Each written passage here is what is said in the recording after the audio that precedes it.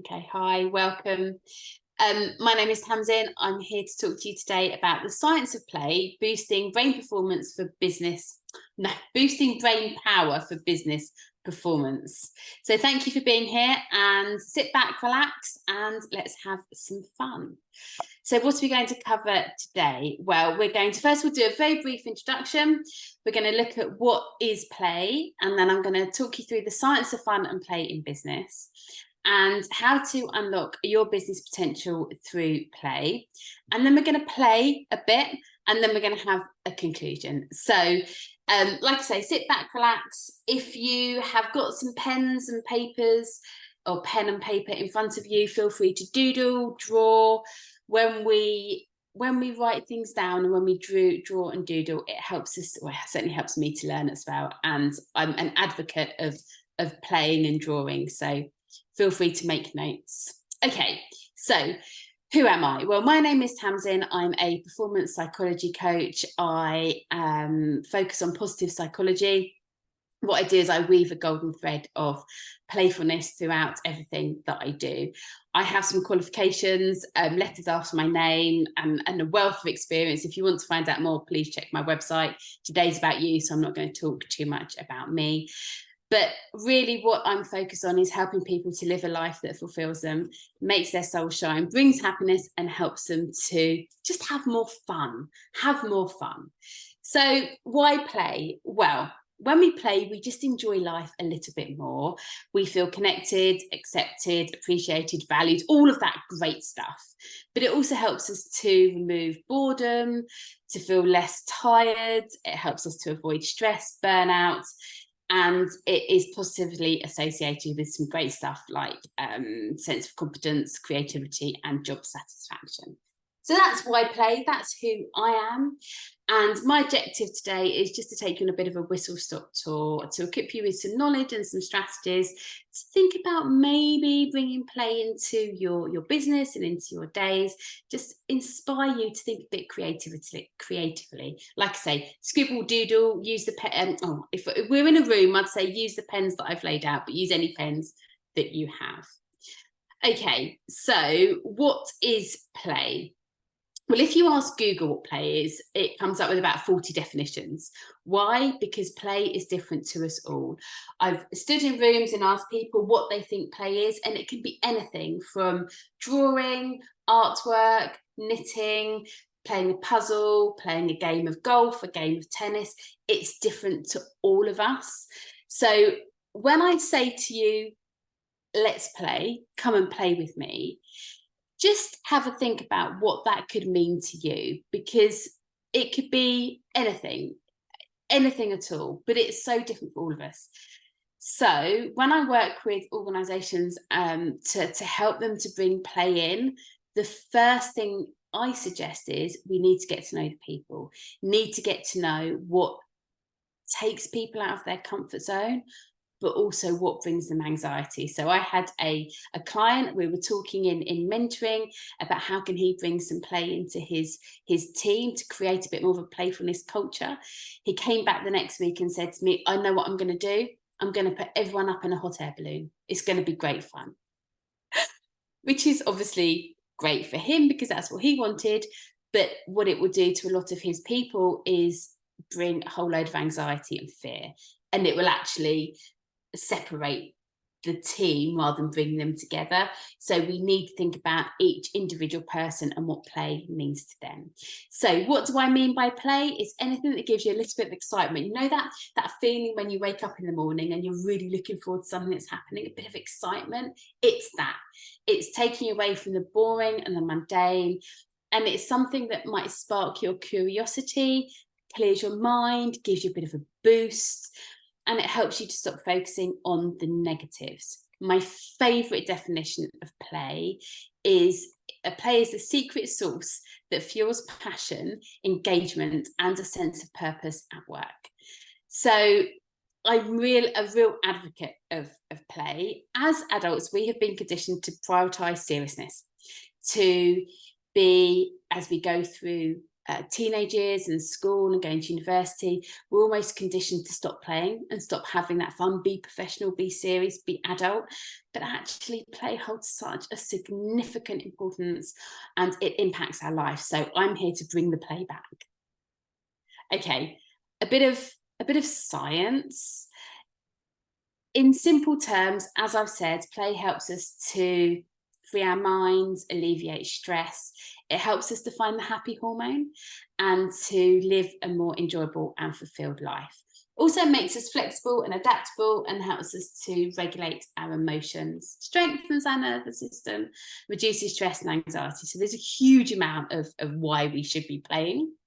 The University of Warwick said that happy employees are 12% more productive. So if we play, we're also more productive.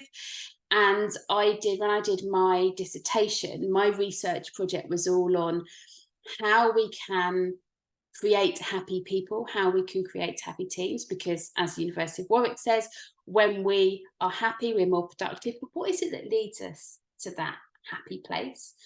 And my research was, what is it? Is it the play?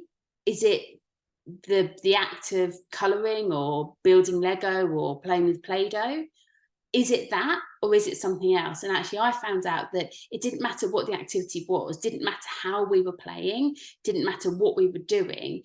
It's that feeling connected, feeling that we are doing something that's enjoyable, taking us away from our day-to-day and doing something a bit different, clearing our mind, having a bit of fun. And when we do all that with other people, we really feel that we are valued, that we have a voice, that we have a place at the table, that our ideas are being listened to, and we feel connected with others. So there's a huge amount of of benefits to playing and playing with other people. Harvard Business Review says that playful companies have innovative staff who are willing to take risks and experiment with new ideas and to think creatively. You've got, and I'll talk about them in a minute, the likes of Lego, Virgin, Google, they all bring play into their workplaces and they have a playful culture. And it's no accident they are really good companies and worldwide companies that are succeeding. Okay, so what is the happy hormone? Well, like I said, when we play, our bodies release chemicals called happy hormones. You might have heard of them, things like endorphins, dopamine, serotonin, and oxytocin. And what happens is these hormones, they make us feel good and they contribute to our sense of happiness, pleasure, and well-being. So the happy hormones, they work together to help us to create a positive and joyful experience, which then helps us to reduce stress, improve our mood, and also enhancing our connections and well-being and everything that's great. So it's finding those happy hormones and really giving them space to play and to come out and to help us to be happy. We also, through play, we increase our brain power through something called neuroplasticity. And so our brains are like a bit like plastic, or a bit like a muscle that becomes stronger over time. If we don't work our muscle, if we don't work our brain, then it gets a bit boring and dull and fed up. Whereas when we play, our brain's muscle is being worked and it's helping our brain to connect and to make new connections and to create new pathways and to just think a bit more differently. And it helps us to learn new skills. It helps us to form new habits. It really helps us to just do different things and get into the habit of thinking a bit more creatively and thinking, actually, what if I did something a bit different? What if? But the more we play, the more our brains go down that route of, oh yes, what if we could do something a bit more creatively? So neuropathways, if you think of your brain as a really overgrown field, and one thing that comes to coaching a lot is people come and they say, I've got no self-belief. I just don't believe in myself. I'm really struggling to get clients. I'm really struggling to succeed in my business. And I think it's all because of me. I think I'm not good enough. And what happens is, if you think about your brain as a fully overgrown field with loads of weeds and long grass, and as we go down this route of maybe doubting ourselves and not believing in ourselves, a path gets trodden, and a path in negativity gets trodden down. So you've got this overgrown field, and you've got a path that's downtrodden and it's easy to get to. And that is the path of, in case of a lot of my clients at the moment, of not believing in themselves and negativity, and every reason why a social media post doesn't work, or a client doesn't sign up, or somebody doesn't want to do business with us. We go down that path and we're like, it's because of us, it's because I'm not good enough. With play, what we're trying to do, and when you're trying to form a new habit, what we're trying to do is we're trying to create a new pathway and start to knock down some of that really overgrown weeds and grass, because we want a new pathway of belief, positivity, and a can-do attitude. And so the more we do things, so the more we say we embrace a playful culture, and we say, I'm going to build a puzzle. I'm going to start to build a puzzle, and I'm going to sit there and I'm going to work on my puzzle. I'm going to make my puzzle, or I'm going to create a Lego house. And you've created your Lego house, and it's a great Lego house, and it's really colourful. Well, your pathway of, I can do this, I've done this, that was fun, this new pathway of positivity is being created. Because when something happens to us, it's really easy for our brains to go on the path that's really downtrodden. When we have a downtrodden path that's of belief and positivity and a can-do attitude, our brains will go there straight away, rather than this path of doubt. And so that's what creating new neural pathways is. And it's something that is so easy to do through the power of play. Okay, so that's neuroplasticity, that's creating new neural pathways, and that is happy hormones. That is really the science between fun and play. And really what we're trying to do is just create a habit of wonder, of exploration, and of curiosity as well, because it helps us to collaborate with people, build relationships, increase engagement, increase motivation. It helps us to be more agile and to adapt more. It helps us to, with our problem solving skills, helps us to build emotional resilience, and it also is really exciting, and I love it. I love it. So I hope that's kind of given you a bit of a, oh, maybe this is something that I could weave into my business and my life as well.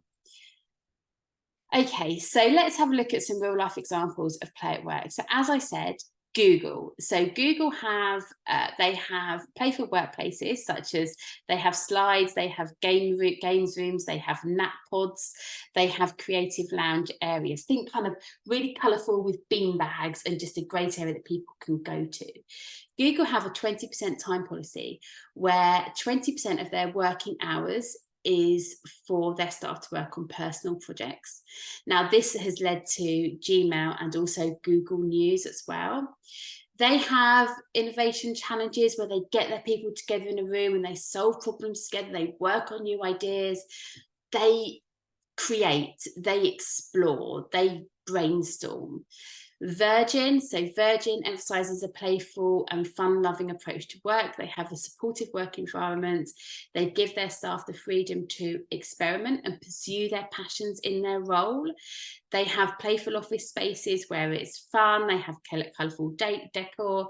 They also have that comfortable breakout areas where people are encouraged to not sit at their desks and go into the creative area and really collaborate and talk and brainstorm together. And then Lego. So Lego, they have a playful work environment. They bring Lego to meetings. They encourage employees to take breaks. And they also encourage people to bring their passions into work as well. So lots of, there's a theme. I'm really sorry about the dog. There's a theme. 2 secs. Let me just Okay, stop now. There's a theme with Google, Virgin, and Lego, which is letting people, encouraging their staff to bring their passions into work, encouraging their staff to go away from their desk, encouraging their staff to think playfully, think creatively, and to think outside the box, and to talk with their colleagues about ideas as well. So that's some real life examples. And here's some of my ideas of how you can bring play into your day. So, micro moments of joy. Now, these are these small things that are around you all the time that maybe we don't notice.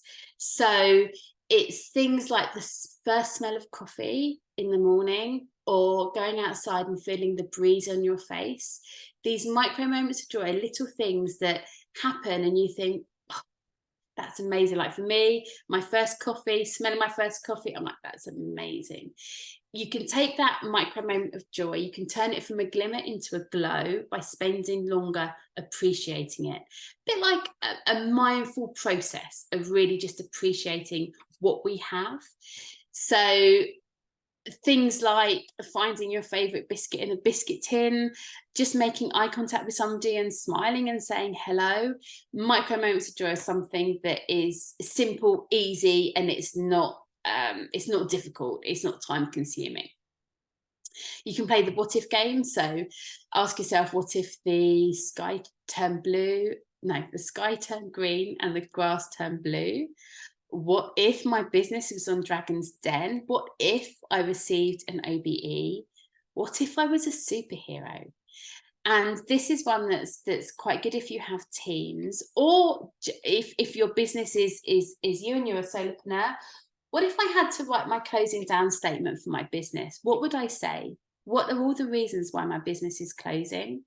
And I've done this in an environment with staff where I've said to, okay, write it down. It's completely anonymous, but write down why the business has closed. And what that does is that gives a really good indication of what we really think is going wrong in the business and what needs to be improved or worked on. Also, scribble art, so scribbling down things. It's why I've encouraged you to scribble and doodle, because when we doodle, it really helps everything that I'm talking about. So scribbling down and writing things, and just scribbling. I can remember being in a workshop where the facilitator had a go at somebody who was doodling. And he said, you're not concentrating, you're not paying attention, you need to just listen to me.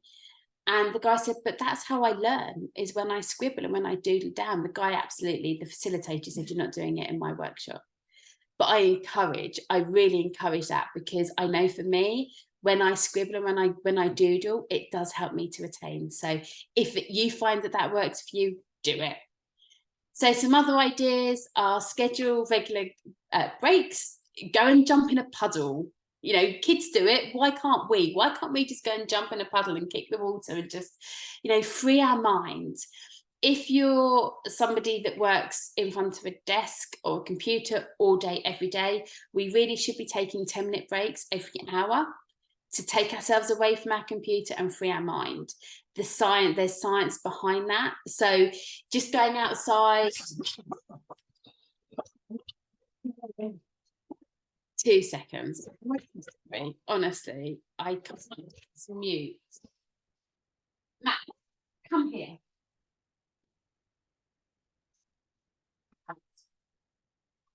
I'm really sorry about that. Yes, just take some time out of your day and your work day to have those breaks, because it really does help. Celebrate small wins and achievements, even if it is you working on your business. Just celebrate. Just go and celebrate with the dog, or celebrate something that's happened, and celebrate those small wins, because it really, really does help. And there's a whole load of other ideas on the screen in front of you as to what you can do. And as I said earlier, this is all subjective to you. What works for me might not necessarily work for you. I absolutely love finding animals that are happy. I love nothing more than seeing a dog walking along with a waggy tail, or a duck flying, or a swan in the pond. I love looking for happy animals. And that's what makes me happy. So if there's something that just lights you up inside, I say just do it and just find it, because it really does help with everything. Okay, so now I would like you to grab an envelope or grab a piece of paper and some coloured papers, and just write down some ideas of things that you're going to do to incorporate play into your days. And this doesn't have to be, it doesn't have to be a box of toys in the side of in the corner of the room. It doesn't have to be something dramatic. It's just helping us go into a bit of a childish place where we can just create and just think, oh, do you know what? I don't have to be this. I want to say boring, but I don't mean boring. But for me, I don't have to adult all the time. I don't have to be somebody that's, prim and proper and in my suit and in my shirt all the time. I can have fun, and I can be creative in my day-to-day work time as well as outside of work. We can bring that fun into the workplace. So that's it for me. I'm really sorry about my dog, but I hope you've learned something. I hope I've kind of sparked a bit of, a bit of fun and play into maybe what you could bring into your days, and the reasons why I think it's really important. So thank you.